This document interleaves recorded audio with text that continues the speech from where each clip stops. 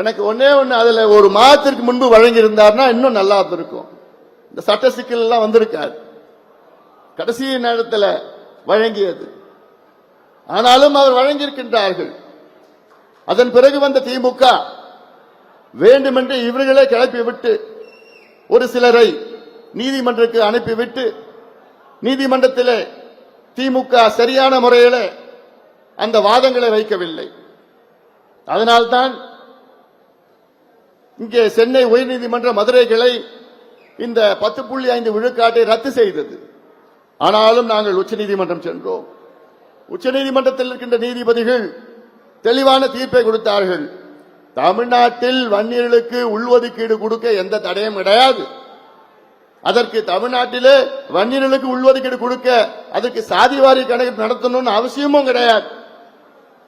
இருக்கின்ற தரவுகளை சேகரித்து நியாயப்படுத்தி நீங்கள் வன்னியர்களுக்கு உள்ஒதுக்கீடு கொடுக்கலாம் என்று உச்சநீதிமன்ற நீதிபதிகள் தெளிவான தீர்ப்பு இருக்கிறது. அந்த தீர்ப்பு வைத்துதான் நாங்கள் முதலமைச்சர் ஸ்டாலின் அவர்களை பல முறை சந்தித்தோம். ஒவ்வொரு முறையும் சந்திப்பில் நிச்சயமா நான் தரேங்க, உச்சநீதிமன்றம் சொல்லிட்டாங்க, தரேன் ஏமாத்திட்டு கடைசி நிமிஷத்துல கழுத்து அறுத்துட்டார்.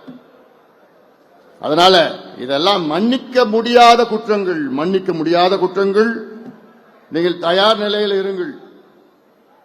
திமுக ஆட்சியை அகற்றுகின்ற நேரம் வந்துவிட்டது. ஊழல் ஆட்சி, கொடுங்கோல் ஆட்சி. நேற்றைய முன்தினம் முதலமைச்சர் அவர்கள் திருச்சி மாவட்டத்துக்கு செல்றார். அங்கே ஒரு ரோட் ஷோ பாத்தீங்களா? நீங்க எல்லாம் ஏதோ திமுக காரில் ரோட்ல 2 பக்கம் நிக்க வச்சுக்கிட்டு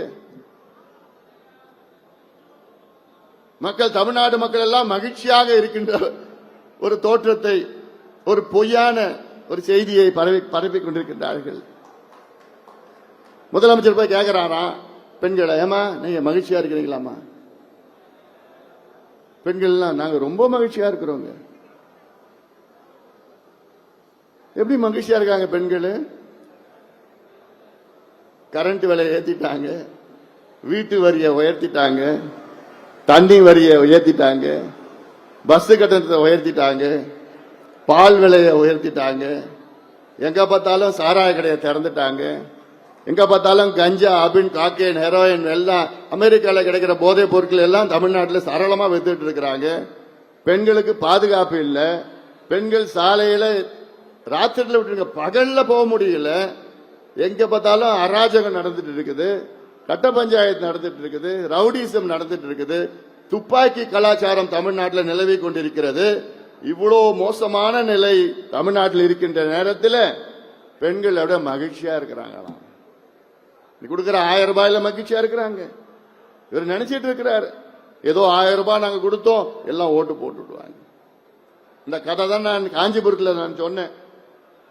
நான் மறுபடியும் இப்ப கூட நான் சொல்றேன். நான் தமிழ்நாடு பெண்களுக்கு இந்த ஒரு கதை, இந்த கதை இல்ல, நிஜம், உண்மை சம்பவம்.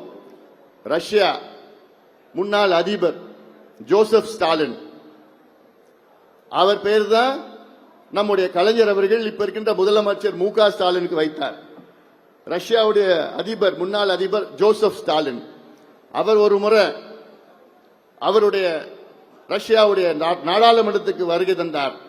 அப்பொழுது கையில ஒரு கோழி எடுத்து வந்தார். எல்லாருக்கும் ஆச்சரியம், என்னடா கோழி எடுத்து வராரு?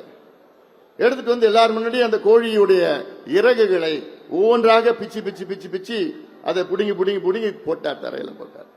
எல்லாத்துக்கும் இன்னும் ஆச்சரியம், என்னடா அது கோழியுடைய இறகுகளை பிச்சு போடுறாருன்னு. பிறகு ஒட்டுமொத்தமாக அந்த அத்துணை இறகுகளை பிச்சுட்டு அந்த உரிச்ச அந்த கோழிய, அதே உயிருக்கு ஊசலாடிட்டு இந்த கோழிய தரையில தூக்கி போட்டார். அந்த கோழி அப்படியே துள்ளிட்டு இருக்குது, உயிருக்கு ஊசலாடிட்டு இருக்குது. அப்ப என்ன பண்ணாரு, பாக்கெட்ல இருந்த கொஞ்சம் தானியங்களை எடுத்தார். அந்த தானியங்கள் எடுத்து அந்த கோழி சுத்தி கொஞ்சம் தூவினார். அந்த நேரத்தில் அந்த கோழி என்ன நினைக்குது, அந்த தானியங்களை போய் சாப்பிடுது. உயிருக்கு ஊசலாடிட்டு இருக்குது, ஆனாலும் அந்த தானியங்களை போய் அந்த கோழி சாப்பிடுது. உடனே அந்த என்ன பண்ணார், அடுத்தது அந்த தானியங்களை அவரை நோக்கி போட்டார். அந்த கோழி என்ன பண்ணுச்சு, அந்த தானியங்களை சாப்பிட்டு சாப்பிட்டு அவரை நோக்கி வந்துடுது. அவர் காலடியில அந்த கோழி கிடக்குது தானியங்களை சாப்பிட்டு. இப்போ மக்களை அங்க இருக்கின்ற நாடாளுமன்ற உறுப்பினர்களை பார்த்து கேட்டார், இதுல இருந்து நீங்க என்ன தெரிஞ்சுக்கிட்டீங்கன்னு கேட்டார். இதுல இருந்து என்ன தெரிஞ்சிட்டீங்கன்னா, மக்களை எவ்வளவு துன்புறுத்தினாலும், எவ்வளவு கசக்கினாலும், எவ்வளவு அச்சுறுத்தினாலும், எவ்வளவு கொடுமைப்படுத்தினாலும், நீங்க கடைசி நேரத்தில் ஏதாவது நீங்க கொடுத்தீங்கன்னா உங்க காலடியில வந்து கிடப்பாங்க. இதுதான் தமிழ்நாட்டு மக்களுடைய நிலை, குறிப்பாக பெண்களுடைய நிலையா நான் பார்க்கிறேன். நான்